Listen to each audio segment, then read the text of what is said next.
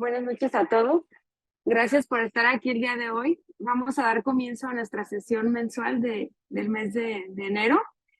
Y bueno, el día de hoy te estamos muy contentos, el Colegio Michoacano de Anestesiología, por tener un excelente ponente. Yo agradezco mucho el que esté aquí, doctor, y su participación. Tenemos con nosotros al doctor Juan Manuel Rodríguez Cepeda. Él nos hablará de un tema de suma relevancia y, bueno, importante en nuestro quehacer diario, que es el sangrado masivo en pediatría. También agradecemos al Hospital Ángeles de Morelia por su colaboración para que se llevara a cabo esta sesión. Al doctor Humberto García, muchas gracias por su apoyo. Y bueno, parte del currículum del doctor, porque es muy extenso, traté de resumirlo un poco. El doctor hizo la licenciatura en medicina en la Universidad Autónoma de Chiapas, la especialidad en anestesiología en el Hospital ABC en la Ciudad de México, anestesia cardiovascular pediátrica en Texas Children's Hospital en Houston, Texas, la subespecialidad en anestesiología pediátrica en el Instituto Nacional de Pediatría. Tiene múltiples publicaciones, por mencionar alguna, intervenciones farmacológicas para el manejo del sangrado perioperatorio en niños, así como es instructor también de varios talleres. Uno de ellos es el manejo de la crisis en sala de operaciones y ultrasonido en anestesia pediátrica. Le damos la más cordial de las bienvenidas, doctor. Muchas gracias. Muchísimas gracias por la invitación. Es un gusto enorme estar por primera vez aquí en Morelia. Y bueno, vamos a hablar de un tema bueno, es un tema bastante amplio. Voy a tratar como decía un conocido infectólogo, hablar fuerte para que me escuchen, claro para que me entiendan y rápido para que me lo agradezcan. Y bueno, es una serie de medidas, de recomendaciones que se están dando hoy de suma importancia, pero desafortunadamente a veces no contamos con los recursos, no contamos con cierta pericia para la, la okay, para determinar la cuestión de manejo de hemoderivados.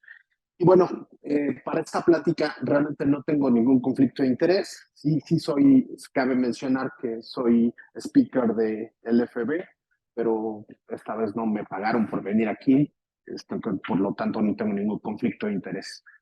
Y esta es una frase que da uno de los mercadólogos más conocidos en el mundo, es David Kotler en sus talleres. Él, aunque pareciera algo muy aparte, él siempre les dice a las empresas esta frase que dice, pero siempre lo hemos hecho así, no pasa nada. Pues sí, sí pasa, ¿sí? Soy amante de estos animalitos, ¿sí? La verdad me encantan, son tan bien criticados y mal entendidos. Y bueno, quiero empezar con un caso clínico. Él es Pablo, tiene 10 años, pesa 30 kilos, tiene heridas por trauma penetrante en tórax y abdomen, tiene una pérdida del estado de conciencia, tiene etapa shock trauma 3-4, tiene distensión abdominal, tiene llenado capilar de 6 segundos, tiene pulsos femorales ausentes, braquiales débiles. Se inicia una reanimación en sala de emergencias con ácido tranexámico, que hace ratito estábamos platicando del ácido tranexámico aquí, y líquidos, como marca los protocolos del PALS, del ATLS, que seguramente ya sabemos, y es programado por una toracolaparotomía de urgencia. Y como ven ustedes, pues llama la atención que es un paciente que está taquicárdico, es un paciente que está hipotenso, ¿sí? De acuerdo al grupo etario que él corresponde, pues está hipotenso, está desaturado, ¿sí? Y pues llama la atención también la temperatura. La temperatura, pues la temperatura está hipotérmico. ¿Y dónde está mi paciente? Bueno, dijimos que estaba entre una etapa 3-4 del de shock trauma, y bueno, más o menos corresponde, aunque estos datos son de adultos y que muchas veces ya se transpolan a partir de los 8 años, ¿sí? Ya el niño se comporta con muchas características del adulto. No quiere decir que sea un adulto chiquito, ¿sí? Pero sí ya tiene características de adulto, ¿sí? Entonces tenemos que nuestro paciente esté ubicando en estas etapas. Y bueno, vean ustedes lo interesante, ¿sí? La primera causa de muerte, ¿sí? En Latinoamérica, bueno, casi en el mundo, de 1 a 40 años, es el trauma, ¿sí? El trauma mata más que el COVID, mata más que el cáncer cervicuterino, mata más que muchas cosas, ¿sí? Y cada paciente que tenga una pérdida estimada de volumen sanguíneo circulante por arriba del 30%, ya trae por ende o trae per se, ¿sí? Una coagulopatía. Y esto es sí o sí, ya la trae. Esta la pongo, esta foto la tomo, la tomé porque pues a veces hay muchos distractores. Hicimos un traslado y bueno, los pilotos vienen bien felices y contentos viendo la Rosa de Guadalupe, ¿sí? Y pues no vienen poniendo atención en lo que deberían de poner atención. Y por eso pongo esta foto. Entonces, tenemos que centrar realmente nuestros objetivos, hacia dónde queremos llegar y olvidarnos un poquito de los distractores que hay en todos lados. No es lo mismo un adolescente que seguramente ya les ha tocado a ustedes de 1,80, ¿sí? Que pesa 100 kilos, ¿sí? A un neonato prematuro, ¿sí? No es lo mismo. Pertenecen al grupo pediátrico, pero no son lo mismo, ¿sí? Y bueno, ¿cuál es la diferencia? Bueno, obviamente la bulimia, ¿sí? Que a mayor edad, ¿sí? Menos bulimia por kilogramo de peso, ¿sí? Y evidentemente los cambios o clínicos pues van cambiando. El gasto cardíaco es más alto, entre más pequeñitos sean, es más alto el gasto cardíaco. Y esto va a depender y nosotros tenemos que ubicar a qué grupo etario primeramente corresponde nuestro paciente, ¿sí? Si se trata de un bebé, ¿sí? De un prematuro, vamos a saber que la hemoglobina fetal va a estar persistente. La hemoglobina fetal, ¿sí? Va a tener mucho más afinidad por el oxígeno, ¿sí? Pero eso no quiere decir que nuestro paciente oxigene mejor, sino por el contrario. La hemoglobina fetal no suelta las moléculas de oxígeno tan fácil. Por eso nuestros neonatos son mucho más susceptibles al sangrado, ¿sí?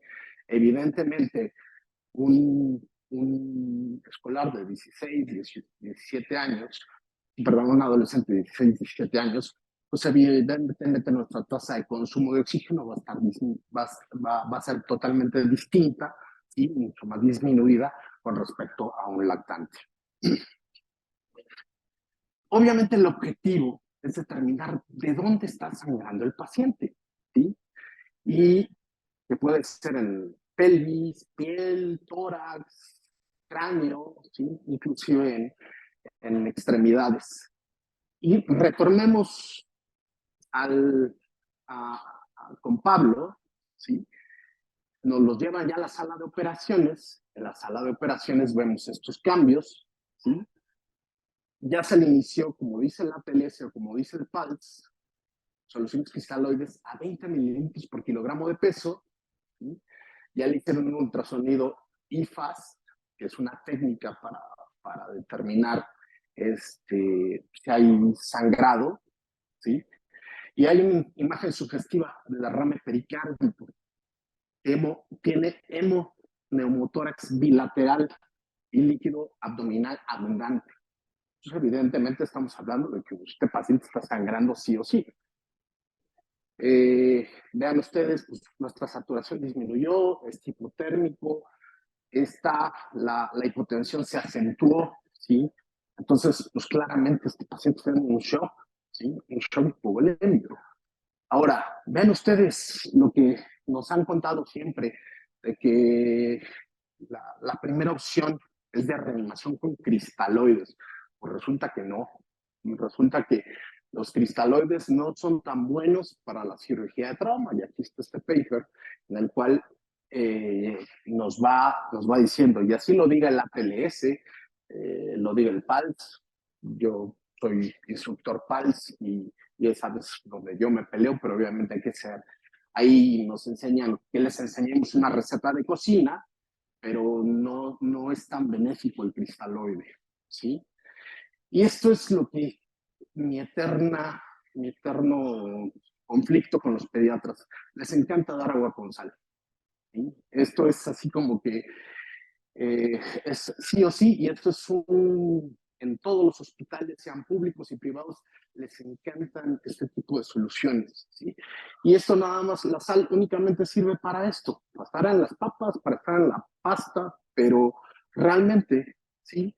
La sal va a producir mucho más incrementos en la mortalidad de nuestros pacientes, ¿sí? Dice uno de mis maestros en el hospital, la solución fisiológica, mal llamada fisiológica, porque no tiene nada de fisiológica, ¿sí? Nada más sirve para dos cosas. La primera es para proteger el plexo de los pacientes y la segunda es para detener la puerta. Nada más. ¿Sí? Entonces, evidentemente Pablo ¿sí? tiene una bradicardia totalmente acentuada, está mucho más hipotenso, nuestra saturación está disminuida, ya es intubado, ya tenemos parámetros de CO2 expirado, pero obviamente eso nos habla de un bajo gasto, si un 21 nos está hablando de bajo gasto, ¿sí? Entonces, evidentemente aquí hay un problema. Entonces aquí, pues tenemos que sacar el tigre que traemos dentro, ¿sí? Y tenemos que comenzar en calcular la volemia de mi paciente, ¿sí? Vuelvo a lo mismo, ¿de qué grupo etario estoy hablando, sí? No es lo mismo un pequeñín recién nacido pretérmino, que va a tener una volemia, entre más pequeñines sean, más agua son, ¿sí? Y conforme van creciendo, evidentemente la cantidad de agua va disminuyendo, ¿sí? Y cuantificar nuestras pérdidas de acuerdo al régimen que nosotros queramos ir compensando. Este es una app bastante dinámica, bastante amigable, la encuentran gratis, se llama PediCrisis, está en español, sí, la pueden descargar ya sea en iOS o el otro sistema, la pueden descargar gratis, es de la Sociedad Americana de Anestesia Pediátrica y nos va diciendo, sí, qué es lo que tenemos que hacer.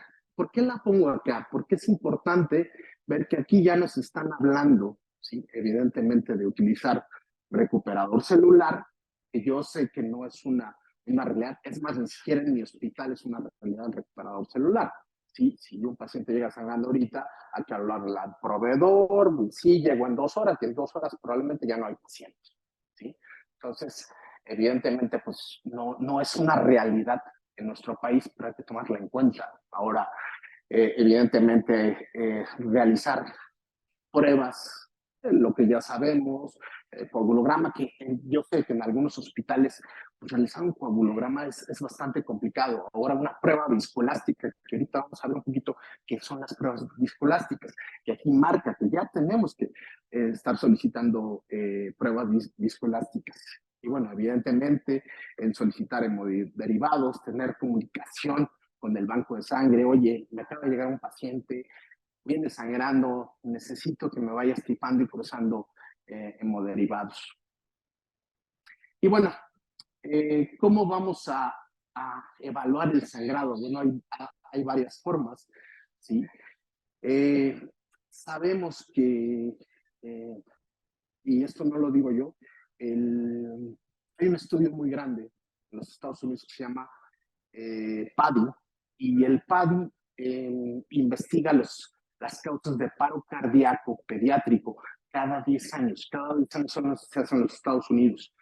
Y resulta que el PADI reveló que la primera causa de paro cardíaco en niños en sala de operaciones, ¿sí? Es causas cardiovasculares. Contrario a lo que nos dice PALS. PALS dice que la primera causa de paro es respiratoria. Resulta que el PADI, que es un estudio mucho más extenso, mucho más grande, dice lo contrario. Y los pediatras, pues obviamente no leen el PADI porque eso sucede en sala de operaciones. Y por eso también es otro conflicto que tenemos con ellos, que dicen que no es cierto. No, sí, sí es cierto. La evidencia lo marca, son estudios multicéntricos, ¿sí? Que dicen que la primera causa es cardiovascular. ¿Y a qué se refieren con cardiovascular? Porque cardiovascular es muy amplio, ¿sí? Básicamente hipovolemia, ¿sí? Entonces, ese es de hecho, es parte de una pregunta de un examen muy conocido en este país. Evidentemente, bueno, tenemos que recabar tubos, pero pues, obviamente no es lo mismo sacarle un neonato 10, 20 mililitros a sacárselo a un adolescente. Sí, evidentemente, un neonato que pesa 2 kilos, y si sabemos que es prematuro, y los prematuros estamos hablando que se calcula 90 mililitros por kilogramo de peso, son por los 18, estamos hablando de 180 mililitros. Imagínense ustedes 20 mililitros, lo que representa es casi el 10-12%, ¿sí? De volumen sanguíneo circulante.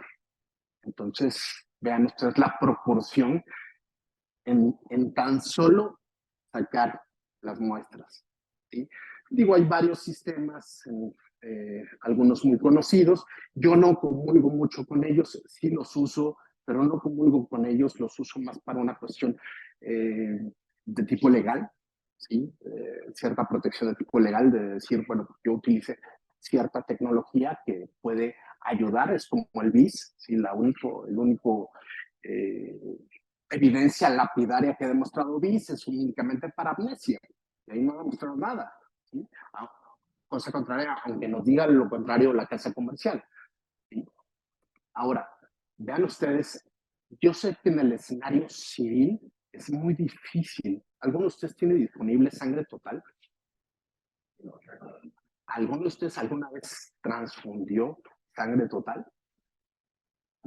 ¿Usted sí? Sí. Ok, pues ¿qué cree?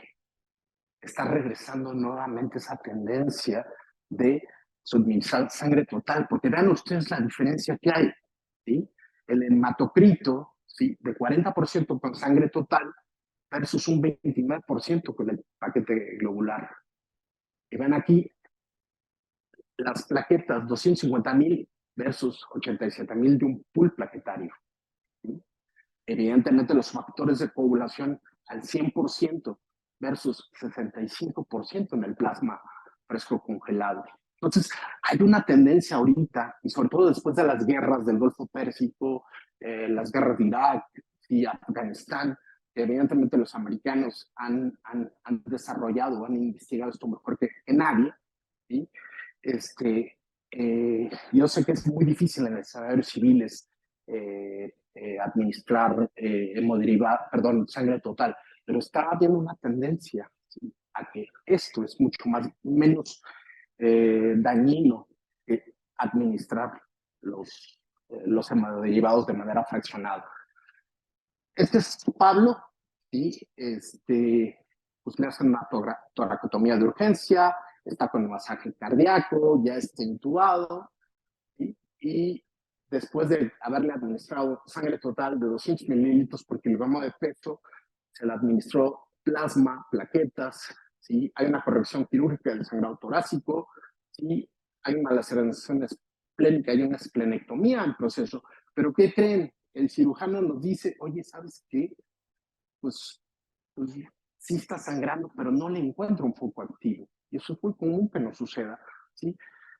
Vean nuestros constantes vitales, pues, tenemos, dijéramos, ciertas mejorías, ¿sí? Pero, pues evidentemente hay que tomar ciertas cosas en cuenta, ¿sí? Transfundir, ¿sí? Esto no es una charla de transfusión, ¿sí? Nos podemos tardar aquí 5 días para hablar de transfusión, pero no es una charla de transfusión, pero hay que tomar en cuenta que no debe de basarse en niveles de hemoglobina. Y ahorita vamos a entender por qué. ¿Sí? Tenemos que tener en cuenta la evaluación clínica. Yo les digo a los residentes, o sea, no se trata de ver números. Los pacientes no son hojas de Excel. ¿Sí? Tenemos que ver cómo se está comportando mi paciente. No es lo mismo un niño que viene, ¿sí?, de las costas de Acapulco, Guerrero, ¿sí?, a un niño que viene de la Sierra Madre de Chiapas, ¿sí?, que están a 2.300 metros sobre el nivel del mar. ¿Sí? No es lo mismo. Evidentemente, ¿sí?, la susceptibilidad a la acidosis, a la hipoxia es totalmente distinto. Entonces, por eso tenemos que individualizar cada caso, individualizar qué complexión tiene mi paciente, a qué grupo etario pertenece, ¿sí?, cuánto ha sido la pérdida de volumen sanguíneo circulante que ha tenido, ¿sí?, y evidentemente esto, el paciente continúa sangrando, ¿sí? Y este es Pablo, ya se le hicieron las correcciones. Estos son los primeros laboratorios que tenemos, ¿sí? Tenemos un pH de 6.95, evidentemente es un paciente que está acidótico, ¿sí? Y bueno, todas las variables que tiene un paciente acidótico, tiene una hemoglobina de 7.3, tiene un hematocrito de 23, ¿sí? Pero ven ustedes cómo está el coagulograma. Ya traigo una coagulopatía, ¿sí? Ya traigo una coagulopatía ahí. Y esto parece que puede estar de cabeza, pero no. Entonces, ¿qué es lo que tenemos que tomar en cuenta? ¿Sí? La reanimación de control de daños se basa en todas estas variables, ¿sí? Evidentemente hay que evitar la acidosis, ¿sí? Hay que tomar en cuenta la hipotensión permisiva que podamos tener de acuerdo al paciente del cual estemos hablando, ¿sí? Los controles de sangrados, ¿sí? Y esto que ya platicamos al principio, que paciente con una pérdida del 30% del volumen circulante ya trae una coagulopatía, ya lo trae. Más lo que le vamos a meter, cristaloides, hemoderivados, son factores adicionales que van a desencadenar mucho más coagulopatía. Entonces, no importa cuál sea su técnica. Oye, que a mí me encanta, o lo único que tengo acceso es el protocolo Michigan, el 3-2-1 o el 1-1-1, ¿sí? Que todo el mundo conoce, ¿sí? No importa. O ¿sabes qué? Yo tengo pruebas viscoelásticas. ¿Quién no conoce, con toda la necesidad del mundo, quién no conoce una prueba viscoelástica? ¿Tromboelastograma o Rotem? ¿Quién no las conoce?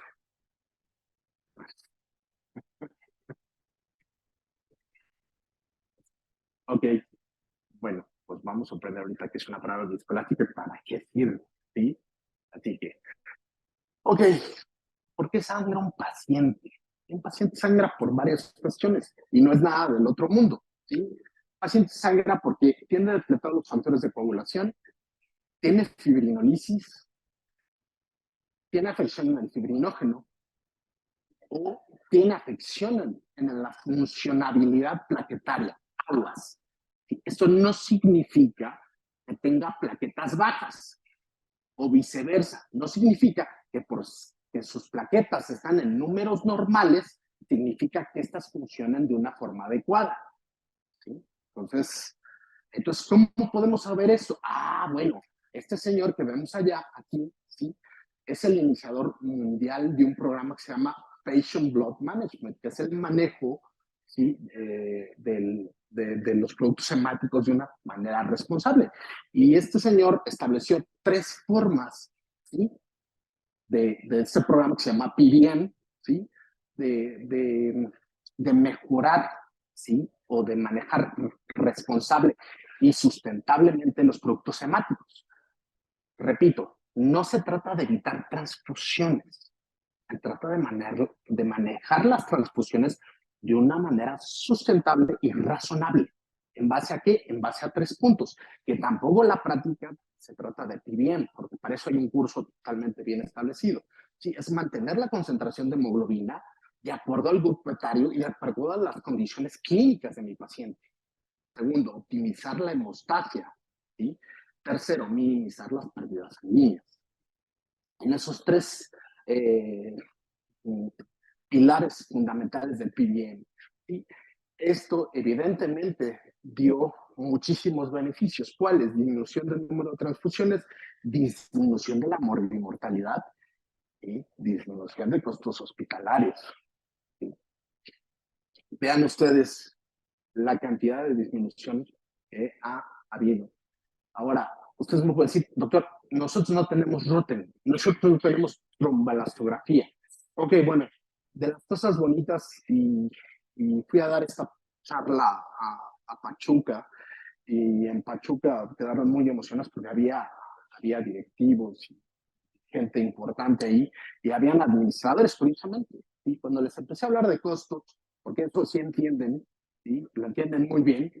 ¿Por qué? Porque si ellos, ante las autoridades que tienen arriba, les dicen, ¿sabes qué? Disminuí un 10-15% los costos, pues sí les prestan atención. ¿Y cómo los disminuiste? Comprando un Rotem. Compramos un Rotem. ¿Sí? Ahora, ustedes dirán, bueno, pues es que un Rotem es muy caro. Sí, vale $1,000,000. Es lo que vale un Rotem. ¿Sí? Pero ustedes saben, en mi hospital, ¿cuánto vale un paquete globular? En mi hospital vale $16,000. El costo que me dieron del Seguro Social eran $3,500, si no mal recuerdo. Pues, ¿cuántos paquetes globulares se transfunden a nivel institucional? ¿Sí? Evidentemente, pues se abaten muchísimo los costos. Y ahorita vamos a ver por qué. ¿Cuáles son las metas de un paciente que está sangrando? Mantener mi gasto cardíaco, mantener un volumen intravascular adecuado, mantener una frecuencia cardíaca adecuada. ¿Por qué? Porque sabemos que el niño, primordialmente, el gasto cardíaco está mediado por frecuencia cardíaca. Entonces, es uno de los directrices sobre parámetros que nosotros debemos de tener. La disponibilidad de oxígeno, ¿sí? Y disminuir el consumo de oxígeno. ¿Cómo disminuimos el consumo de oxígeno? Bueno, está muy de moda la anestesia regional. Todo el mundo quiere aprender anestesia regional, ¿sí? Y no tengo nada en contra de los regionalistas, ¿eh? Quede claro. Me parece muy bien. Sí, pues es una técnica que yo puedo agarrar, ¿sí? Ponerle un bloqueo para que un paciente no tenga dolor, ¿sí? Y evidentemente no se incremente el consumo de oxígeno, ¿sí? Entonces, eso nosotros podemos ir favoreciendo, ¿sí? Que estas metas se vayan cumpliendo. ¿Qué protocolos? Bueno, el que ustedes tengan protocolos de reanimación. Evidentemente, ¿sí? Yo necesito tener un paciente vivo. Porque, oye, pues yo me enfoco mucho en la reanimación celular, ¿sí? Pero pues tienes un paciente acidótico, tienes un paciente hipotenso, tienes un paciente hipotérmico, tienes un paciente con el calcio súper disminuido, ¿no? Es un paciente que tiene la cuarteta de la muerte, ¿sí? Entonces, tengo que, evidentemente, enfocarme en estos tres puntos de manera conjunta, ¿sí? Ninguno se tiene que despegar del otro. Ok, y algo que nos enseñaban nuestros maestros, que era la triada de la muerte, y que si no mal recordamos era la hipotermia, la coagulopatía y la cirrosis. Si un paciente tenía estas tres características o tiene estas tres características, y hay que prestarle atención. Pero ¿creen ustedes? Pues resulta que ya no es la triada de la muerte, se llama el diamante de la muerte. ¿Y cuál es el nuevo, digamos, nuevo entre comillas, ¿sí? Esto, el calcio, ¿sí? Tenemos que andar haciendo mediciones de calcio. ¿Por qué? Porque el calcio disminuido va a tener repercusiones a nivel hemodinámico, nivel de sistema de coagulación, entre otros. Entonces es muy importante, ¿sí? Tomar en cuenta el calcio. La hipotermia, ¿sí? Sabemos que los niños son mucho más propensos a perder calor. ¿Y por dónde? Bueno, pues por la cabeza, ¿sí? Eso nos lo enseñan desde que estamos en la facultad. Y evidentemente hay que tener ciertas consideraciones, ¿sí? A veces digo, me ha pasado muy frecuentemente. Nosotros no tenemos de esos dispositivos bonitos de los ositos que usan en los hospitales americanos.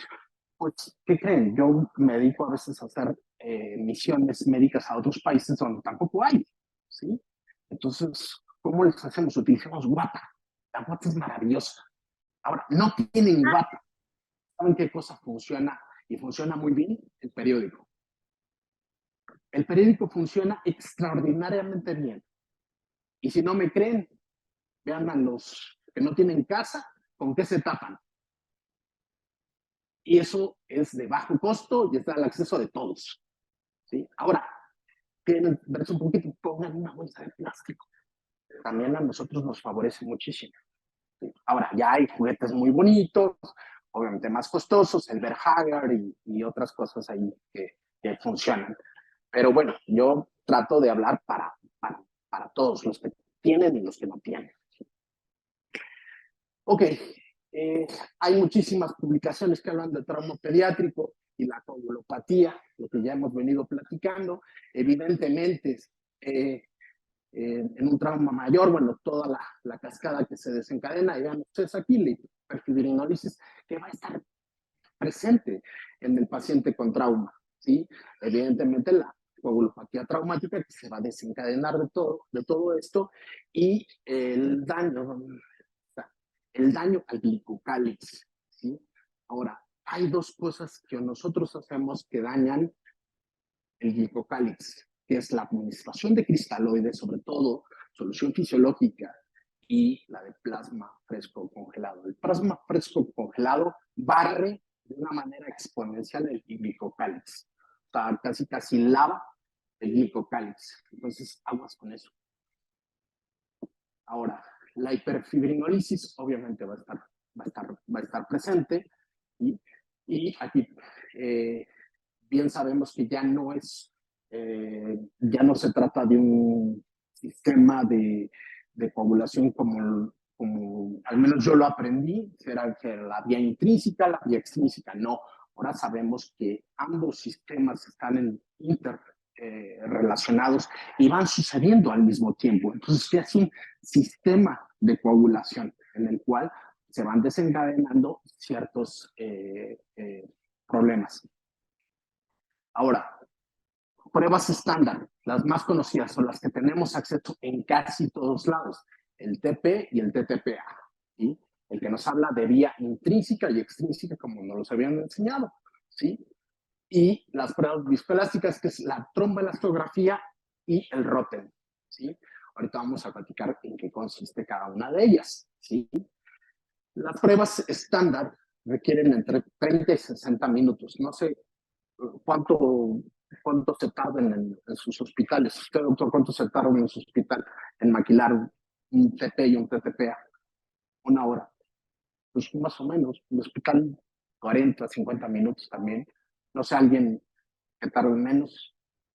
¿Sí? Ok, pues bueno, en una hora, ¿sí? En trauma, eso es un tiempo abismal. El resultado que yo tengo ya pertenece al pasado, ¿sí? Ya tengo un paciente nuevo, ya es otro paciente, si es que tengo paciente, ¿sí? Entonces, es otro paciente. Entonces, si yo quiero hacer correcciones del pasado, evidentemente no es lo más exacto ni lo más fidedigno, ¿sí? No es una prueba dinámica, ¿sí? Voy a ver aspectos parciales de la cascada de coagulación, ¿sí? Y sobre todo esto, la función del fibrinógeno y las plaquetas no las puedo medir con estas pruebas estándar. En cambio, en las pruebas viscoelásticas empiezo a tener resultados a partir de los 5 de los 10 minutos. Son aspectos dinámicos. ¿Por qué? Porque cuando mis curvas empiezan a aparecer, yo empiezo a hacer correcciones.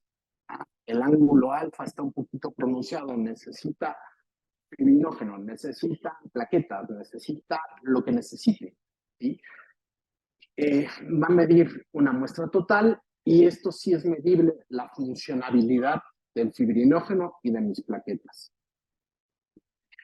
Ahora, ¿de qué se tratan las pruebas viscoelásticas? Las pruebas viscoelásticas van a medir, ¿sí?, de una manera gráfica cómo se está comportando el coágulo, ¿sí? Y aquí pueden ver las diferentes gráficas de lo que corresponde, ¿sí?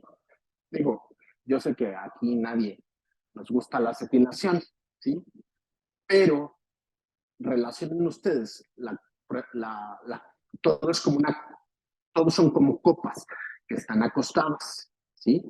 La prueba de Cognac nos va a significar, ¿sí?, que todo está bien, ¿sí?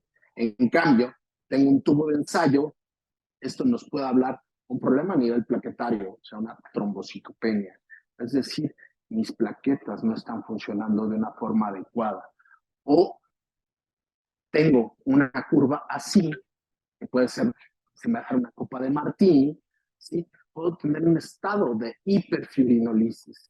Entonces, mi paciente lo que requiere puede ser ácido tranexámico, ¿sí?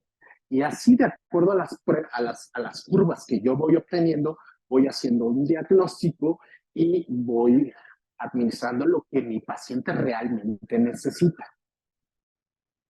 Este es otro diagrama de cómo funcionan las curvas, ¿sí?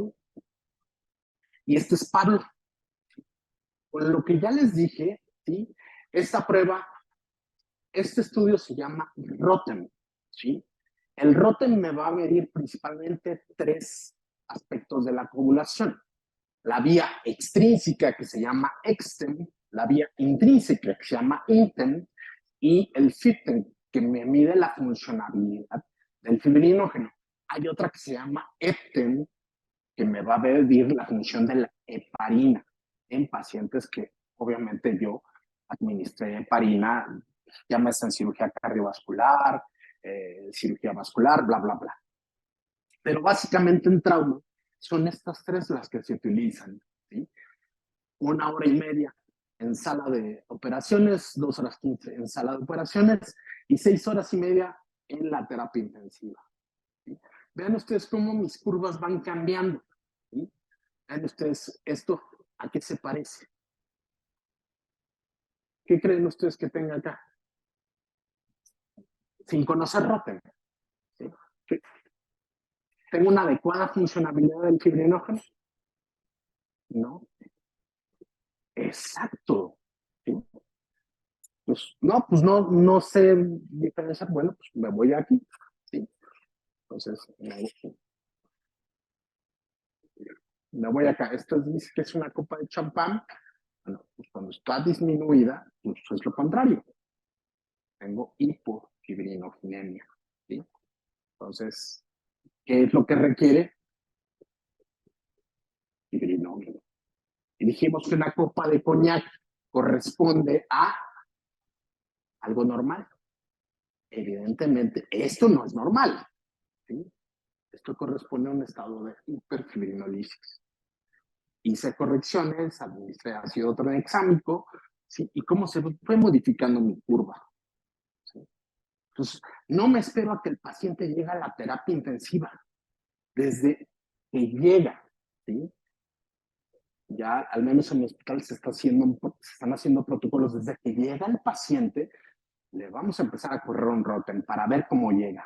Su servidor, cuando meto cirugía oncológica, yo mando al residente que ponga las indicaciones que necesito un Rotem basal para saber cómo se está comportando ese paciente.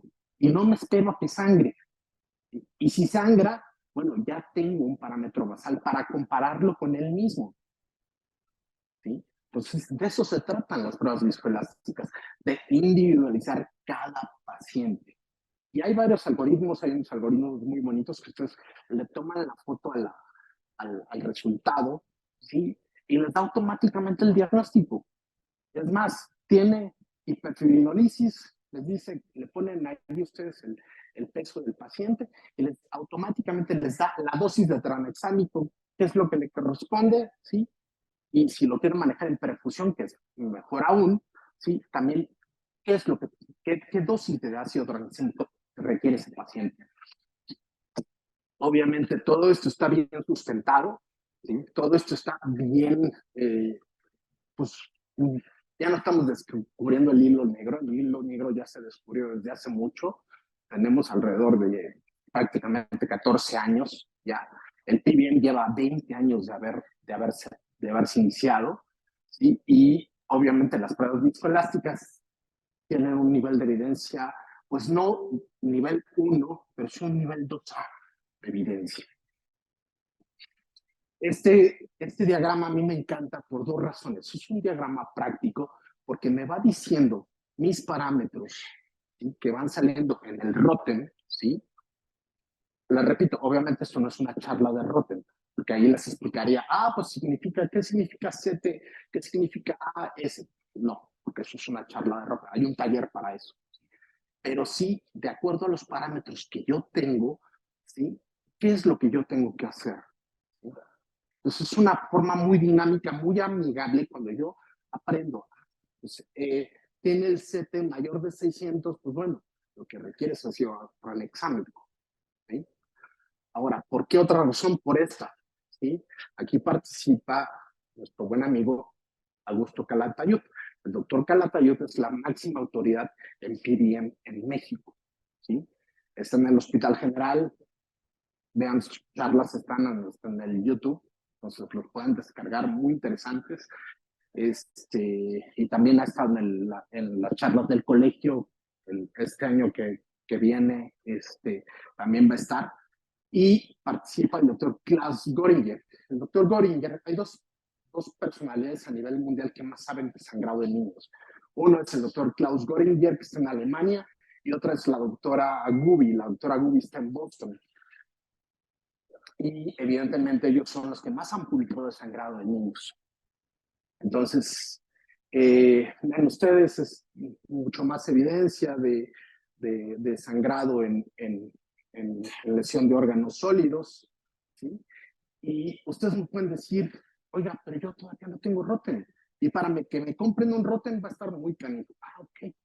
Pues resulta que también hay algoritmos ya basados, ¿sí? Si no tengo Rotem, o si no tengo una prueba viscoelástica, ¿qué puedo hacer? Ok, ¿cuánto estimas tu pérdida de volumen sanguíneo circulante? ¿Sí? ¿Qué es lo que tienes que hacer? ¿Sí? ¿Qué tienes que administrar? ¿Sí? ¿Cuándo administrar plasma fresco congelado? ¿A qué dosis por kilo? ¿Sí?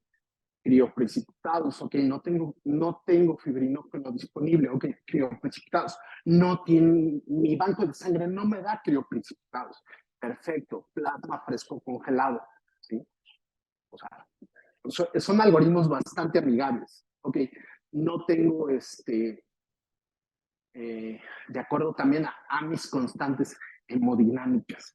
Mi paciente está inestable hemodinámicamente, ok, empieza con una dosis de 40 cc, perdón, empieza a pedir, ¿sí?, requerimientos de Rotem, no tengo Rotem, ok, empieza a considerar ácido tranexámico, no tengo ácido tranexámico, bueno, aminocaproico, no tengo ácido aminocaproico, bueno, nunca pasa. No, aquí la idea es de que obviamente no tengo ningún antifibrinolítico. Ok, vete a las bases. Lo que sí puedes hacer, ¿sí?, previene eh, el diamante de la muerte, que dijimos que era acidosis, bobulopatía. Bobulopatía es lo que estamos haciendo, ¿sí? Pero la acidosis sí la puedo prevenir, o sí puedo compensar esa acidosis, ¿sí? Como de manera ventilatoria, de manera farmacológica, bla, bla, bla, ¿sí? Hipotermia, ¿sí? Puedo calentar a mi paciente. No, pues no tengo ningún dispositivo, bueno, aunque sea periódico, ¿sí? Son medidas que yo las puedo hacer en cualquier sitio. ¿Sí? Y calcio. ¿Quién de aquí no tiene calcio en su hospital? Todos tenemos calcio. Y es parte del diamante de la muerte. Entonces son cosas que sí podemos hacer en todos sus sitios. Esta transparencia la pongo porque, vean ustedes, hace 700 años en Europa y en América. No voy a decir ninguna cultura para que nadie se sienta ofendido, ¿sí? Mientras aquí estaban discutiendo, ¿sí?, que si la Tierra era redonda o era plana, aquí estaban discutiendo de cómo había que sacrificar al esclavo, bla, bla, bla, que ustedes quieran, ¿sí? Pues ahora resulta que hay gente que todavía pregunta si el ácido tranexámico sirve o no sirve. Algo que ya está totalmente demostrado. Ya se demostró hace más de 20 años. Y a través de las guerras del Golfo, los estudios Crash 1, Crash 2, Crash 3, ¿sí?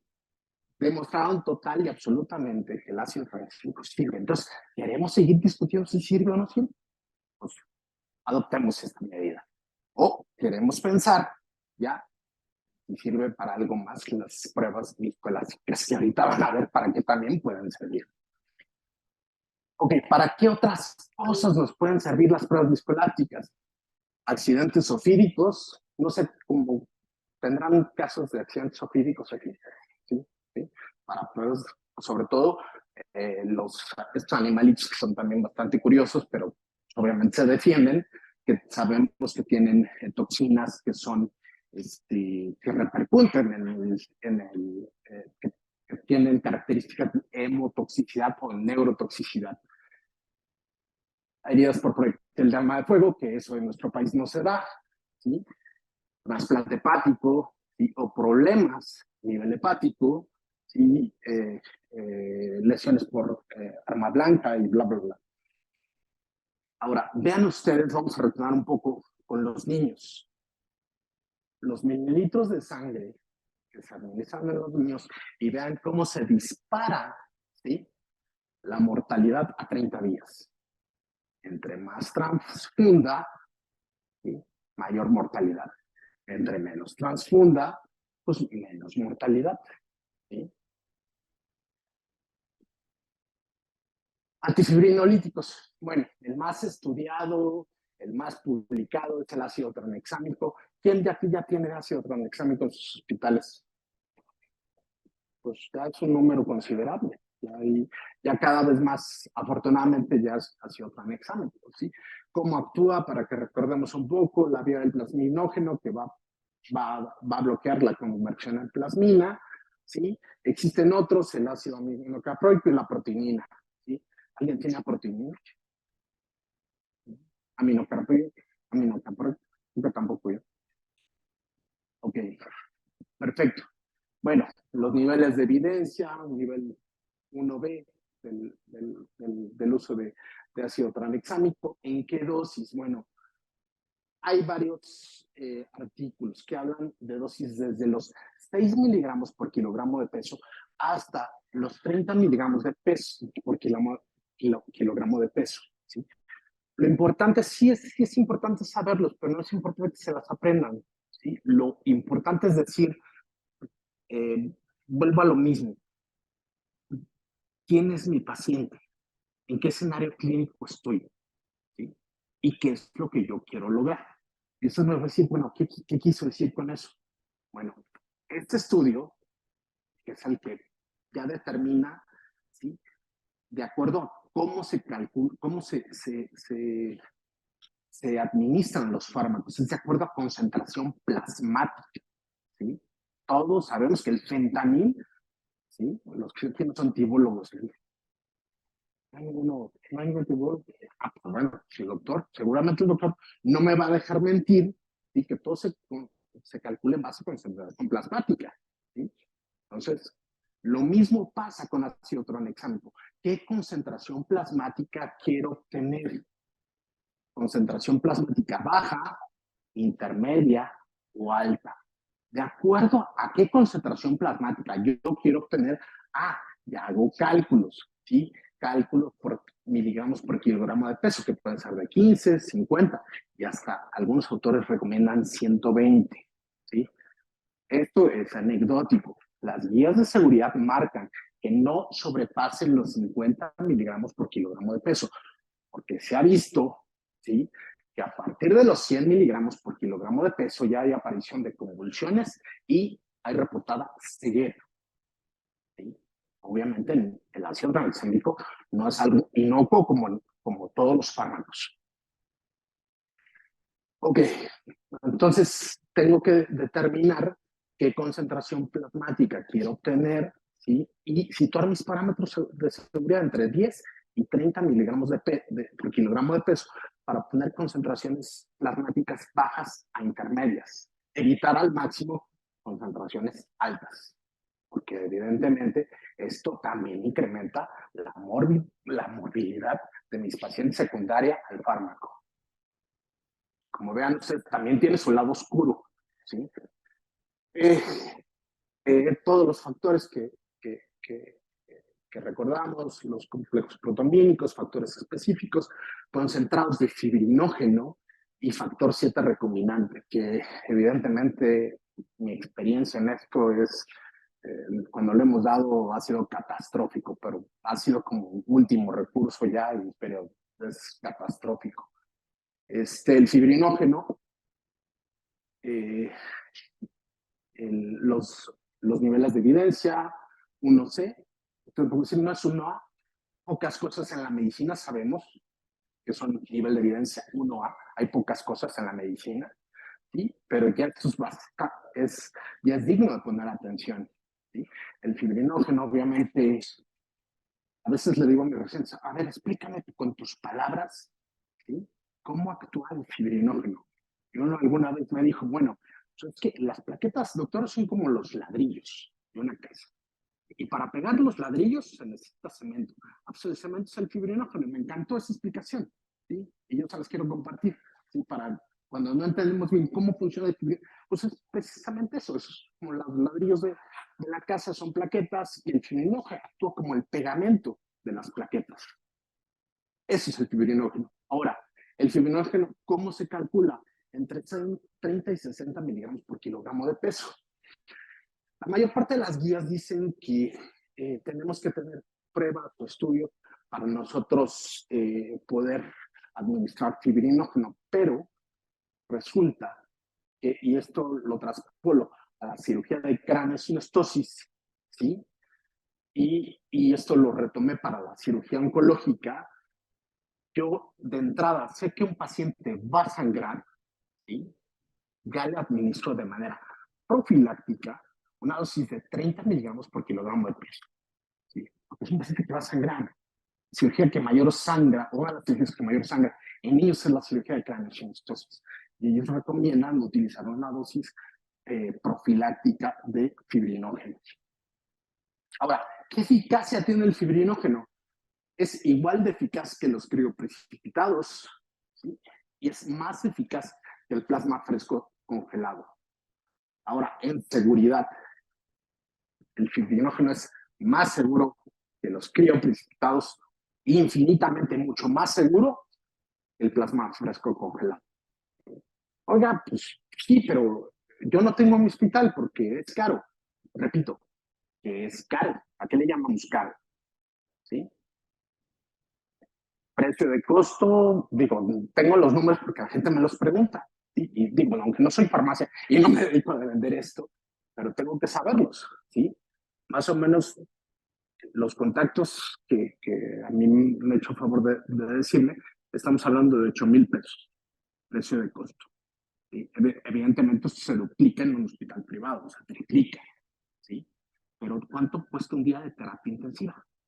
A lo mejor los que hacemos medicina institucional no nos damos cuenta de eso, pero los que nos dedicamos a la medicina privada y vamos con impacta, y sobre todo eso impacta en nuestros honorarios, ya prestamos atención, ¿verdad? Entonces, obviamente, ¿cómo se comporta el fibrinógeno a través de pruebas viscoelásticas? Vean ustedes un fibrinógeno basal, que es bastante normal, y vean ustedes administrando dosis profilácticas. Casi no hubo una variación importante en una cirugía de craneosynostosis, que son cirugías que realmente sangran. ¿Sí? Vean ustedes, es muy parecido, digo, no es igual, pero es muy parecido. ¿Sí? Eritropoyetina.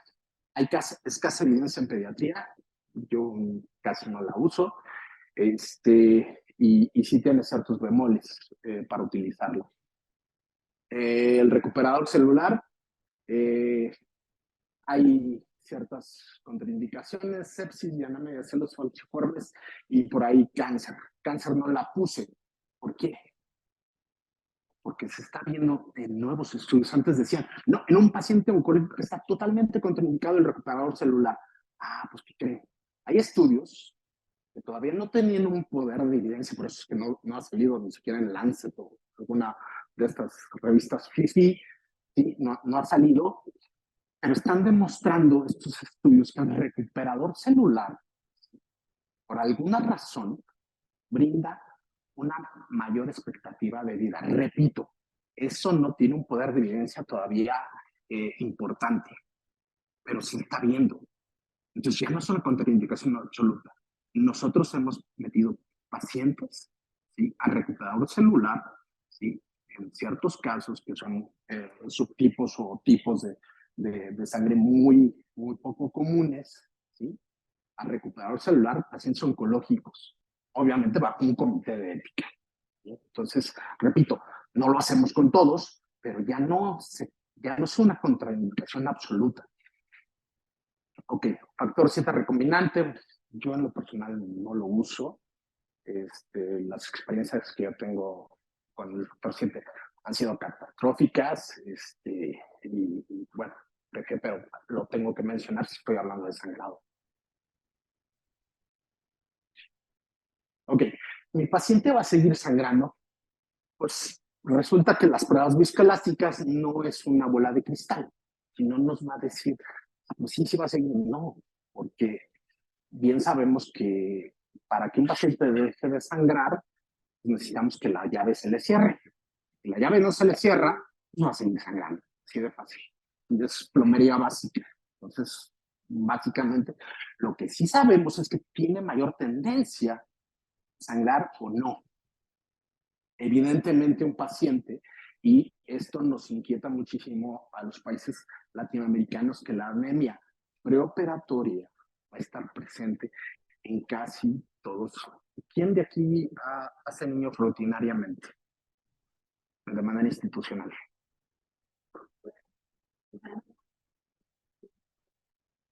Ok, ¿sí? Más o menos la anemia que manejan no es tan común. Ok. Uh-huh. Ajá. Uh-huh. Ok. Bueno, pues bien sabemos que la anemia en países subdesarrollados es bastante, la incidencia es bastante alta. Y la anemia, pues, obviamente, ¿sí? Pero también mata el sangrado intraoperatorio, también matan las transfusiones sanguíneas, ¿sí? Eso también mata. Entonces tenemos que, y mi propósito de la charla no es decirle, oigan, no deben de transfundir, no. Mi propósito de la charla es, hay que individualizar cada caso.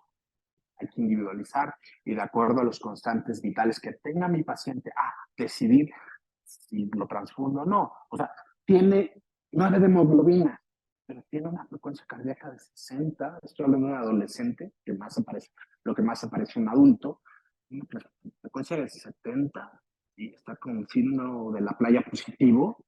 El paciente no está hipotenso, está feliz de la vida, y lo vamos a confundir. ¿Para qué? Ahora un paciente que viene de la zona costera tiene 12 de hemoglobina, pero resulta que perdió un volumen sanguíneo circulante, está taquicárdico, está hipotenso, está diafurético y tiene náusea y vómito, no lo tiene 12. Oye, pues ya le descarté algunas otras cosas, pues yo creo que su nivel de hemoglobina para él es bajo. ¿Sí? Entonces, hay que sopesar, individualizar cada caso. ¿Sale? Ok. ¿Cuánto tiempo llevo? Creo que ya vamos a terminar. Este es otro esquema de cuándo debo de yo decidir administrar productos hemáticos. ¿Sí?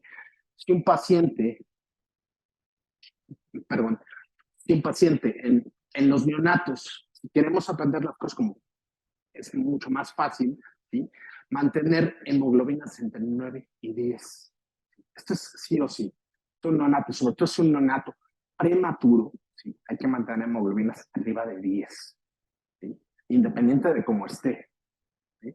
Mantener el fibrinogen entre 150 y 200. pools plaquetarios, perdón, concentrados plaquetarios entre 50 y 100,000, ¿sí? Y evidentemente, las, si no contamos con esto, bueno, la forma en que nosotros tenemos que manejar, ¿sí? Paquetes globulares, plasma fresco congelado, plaquetas, crioprecipitado, ¿sí? Estoy hablando cuando no tengo una prueba viscoelástica, que tengo pruebas estándar, ¿sí? Pero consideren el uso, ¿sí? De ácido tranexámico de manera temprana, la normotermia, que la hemos venido repitiendo, la hipomagnesemia, que también es importante, ¿sí? La acidosis, la hipercalemia, ¿sí? La hipocalcemia, que ya vimos que es uno de los partícipes del diamante de la muerte. Y bueno, vean ustedes, este estudio habla de la administración de plaquetas, ¿sí? El incremento de la mortalidad. Hizo mucho boom este artículo, dijeron, pues, ¿cómo? Pues sí, incrementa, y resulta, no, son asociaciones estadísticas, eso no tiene una validez, pues salió en New England, y resulta que los chinos, y yo no tengo nada en contra de los asiáticos, aunque es un estudio retrospectivo, pero están hablando de esto.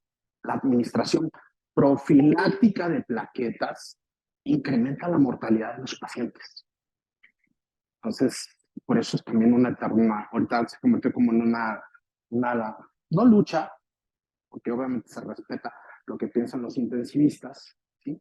Pero decir, voy a pasarle plaquetas, oye, es un catéter, ¿sí? Oye, es que tiene 20,000 plaquetas, sí, pero es un catéter guiado por ultrasonido. La persona, bueno, a mí me enseñaron que nunca hay que crearlo los cirujanos, pero, pero tiene bastante expertise, no es el residente. Bueno, entonces voy sopesando, ¿sí? Entonces, a lo mejor, pues sí tengo disponible, pero pues no sangró, como para qué se las meto. O sea, ya la evidencia está marcando y hay una tendencia a decir, hey, aguas con las plaquetas, no son inocuas, ¿sí? Entonces, pues yo les quiero transmitir eso. ¿Qué otras cosas hay que tomar en cuenta? Evidentemente, la glucosa, la hipoperfusión cerebral, en fin, el uso de cristaloides, que ya lo hemos venido platicando, y vean ustedes la cantidad inapropiada, ¿sí?, de transfusiones que se realizan, el 59%. Y vean ustedes la cantidad inapropiada de transfusiones de plasma. Entonces, creo que pues no hemos estado haciendo bien las cosas.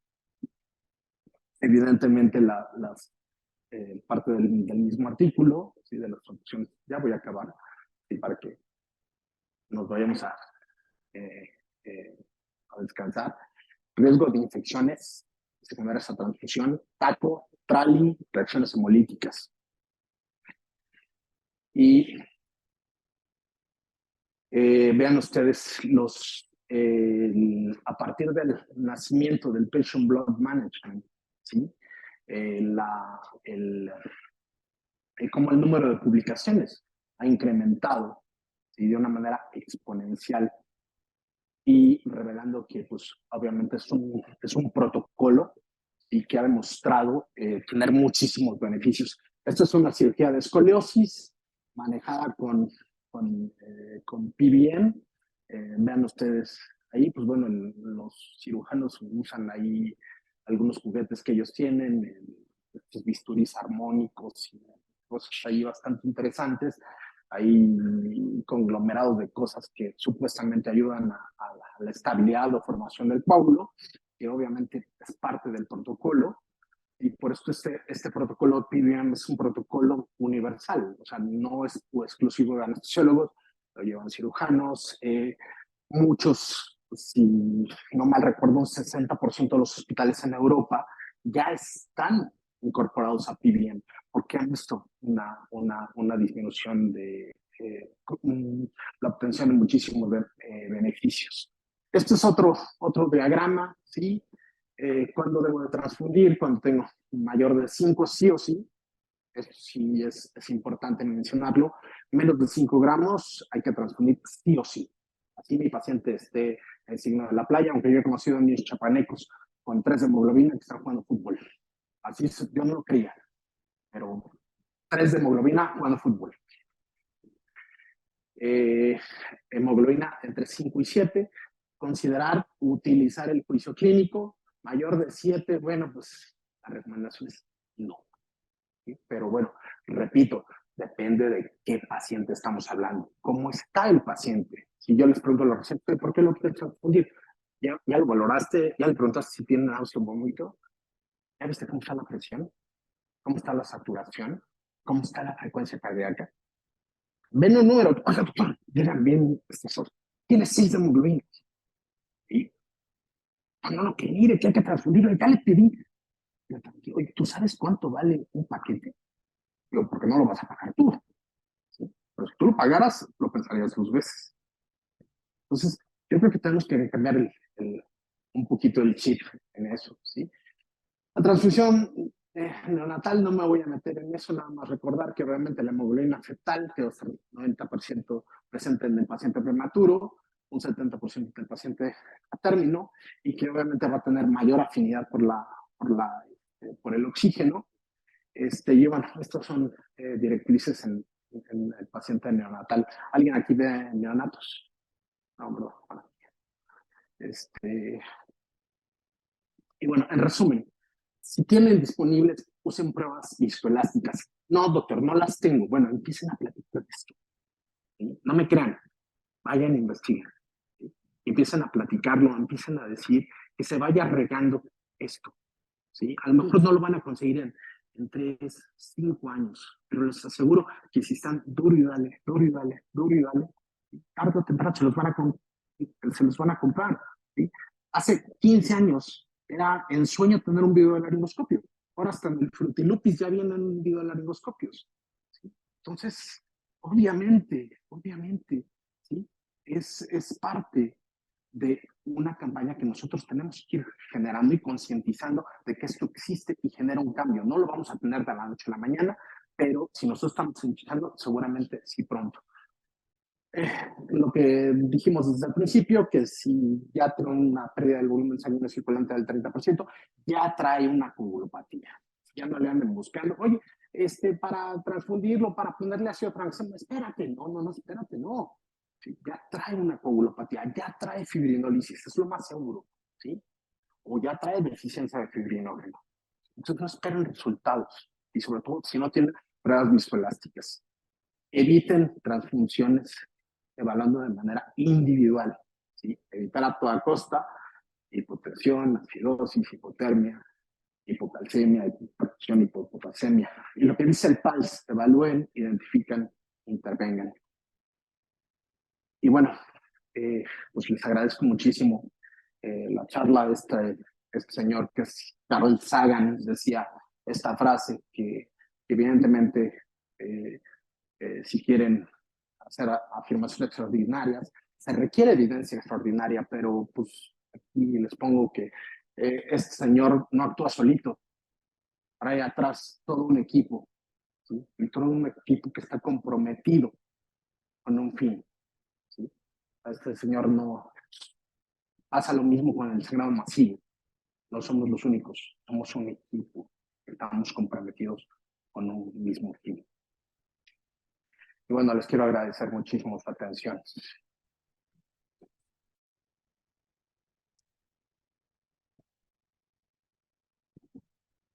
No sé si quieran.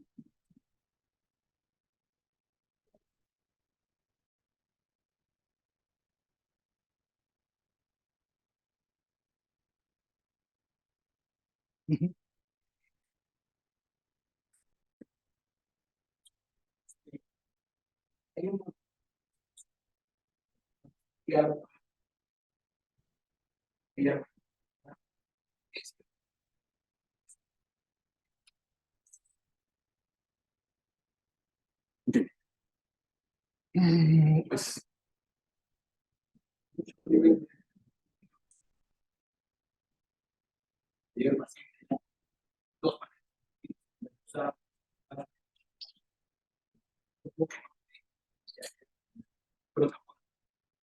Es una pregunta bastante interesante y bueno, quiero entender bien el tipo de repercusión legal que puede tener. Debe decidir. Y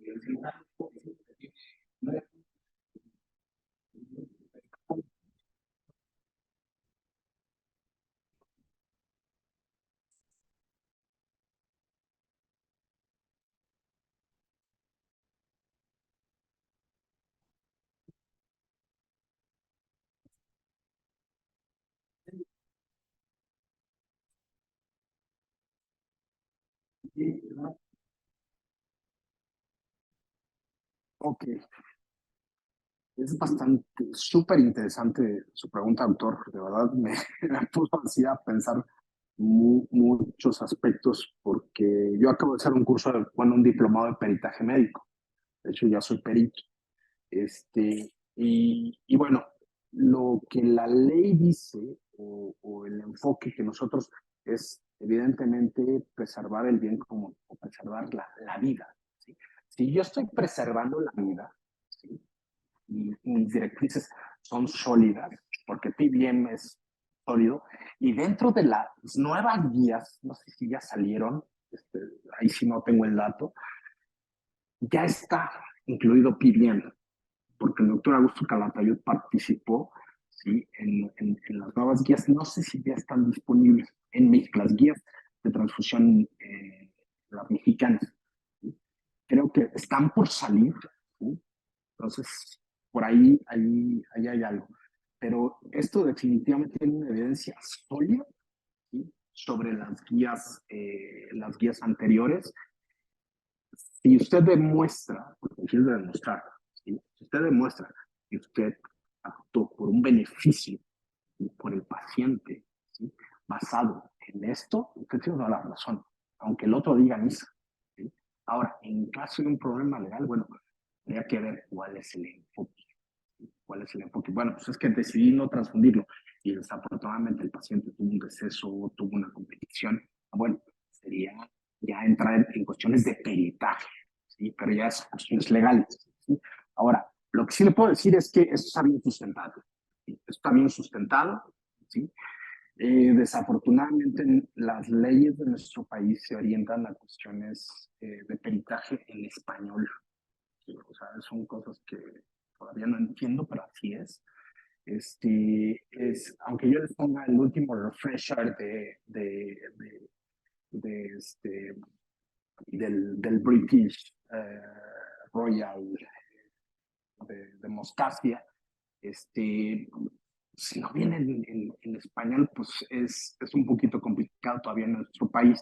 Entonces, por eso digo que es una pregunta muy interesante, ¿sí? Porque yo creo que hay que sopesar y decir, oye, y yo creo que la forma que nosotros, por ejemplo, de la cirugía cardiovascular hicimos es, nos sentamos todos y dijimos, a ver, ¿cuándo vamos a transfundir un niño? En base a recetas de cocina, como funcionamos en todos lados. ¿Sí?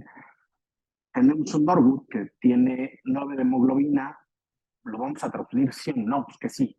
Y para que cuando venga alguien nuevo, decir, ah, no, no lo voy a transfundir, o sí lo voy a transfundir. ¿Sí? Yo creo que lo importante ahí es ponernos de acuerdo antes de. ¿Sí? Yo sé que es muy difícil a nivel institucional, ¿sí? Pero le aseguro que cuando uno hace esta serie de equipos y decir, oye, pues a mí me parece que esto no le va a producir un mayor beneficio al paciente y lo vamos a exponer a 1000 complicaciones.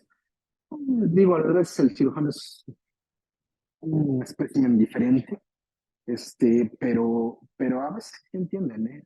Cuando uno ya platica con ellos, se sienta con ellos, sí. Ahora, el aspecto legal sí es totalmente importante tomarlo en cuenta. Yo individualizaría, o sea, si considero que el paciente, por no transfundirlo, no va a pasar nada, pues igual y valoraría, es más, platicaría quienes tienen la última palabra, que son los papás, y sobre todo en un niño. Decirle, exacto, yo platicaría con ellos. Son los que realmente tienen la última palabra y son los que deciden. Yo haría eso. Ahora, uh -huh.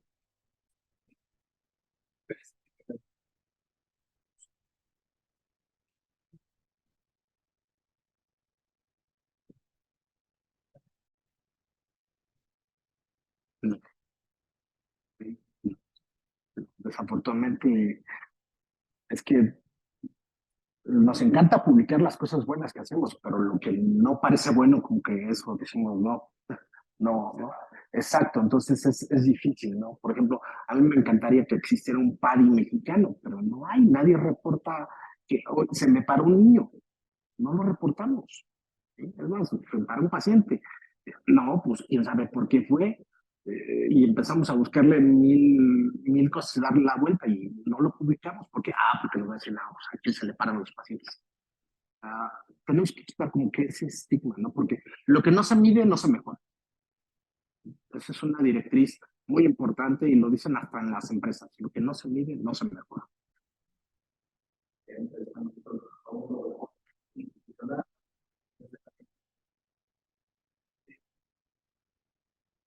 Digo, yo les digo a los residentes que tenemos, oye, deja de andar ya comparando el diclofenac con el ketorolaco, si funciona o no funciona, cuál es mejor.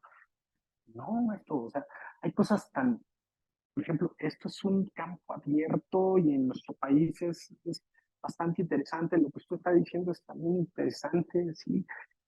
Simplemente el factor humano, que no necesitamos estudios de laboratorio, no necesitamos el estudio súper diseñado, no, simplemente el factor humano, sí, es la tercera causa de muerte en los Estados Unidos, porque obviamente ellos sí miden estas cuestiones, ¿sí? Enfocar una tesis en eso, son que se pueden hacer en cualquier sitio, y para obviamente tener una base y poder hacer mejoras en lo que yo realizo. Excelente su pregunta, doctor.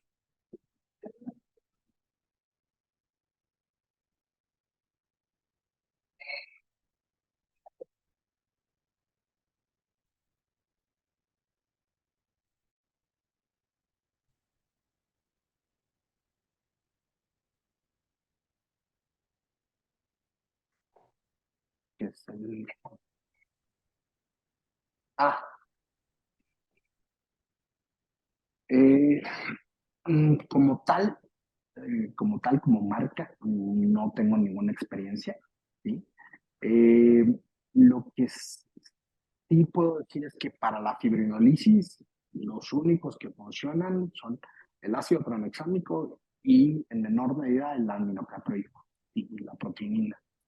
Pero, pero no hay ninguna evidencia sólida de mención para hiperfibrinolisis.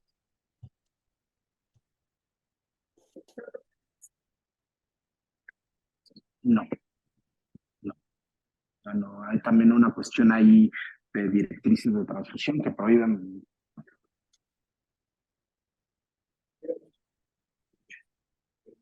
Así es, así es,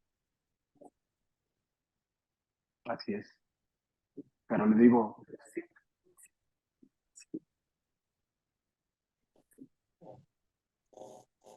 exacto.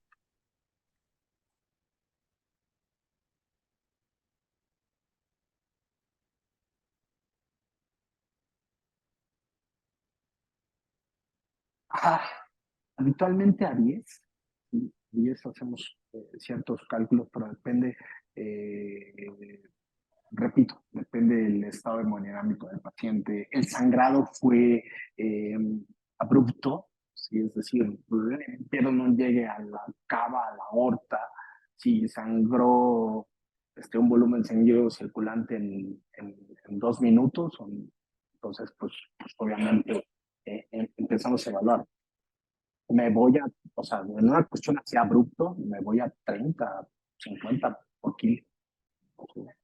Porque obviamente, ahora, es un paciente que ha venido sangrando a lo largo del tiempo. Bueno, pues es más, a mí me encanta utilizar de cristaloides, no es comercial, pero pues el que menos dañino es el Plasmalite. Yo sé que no está tampoco disponible en todos lados, ¿sí? Pero el Plasmalite tiene un inconveniente, el calcio. ¿Sí? Entonces, ese es el único inconveniente del Plasmalite. Entonces, cuando yo utilizo Plasmalite, utilizo perfusiones de calcio, ¿sí? Precisamente para compensar. Si mi paciente sangra, pues obviamente allá me voy con bolos de calcio, precisamente para subir mis concentraciones plasmáticas, que es obviamente uno de los parte del diamante de la muerte, la hipocalcia.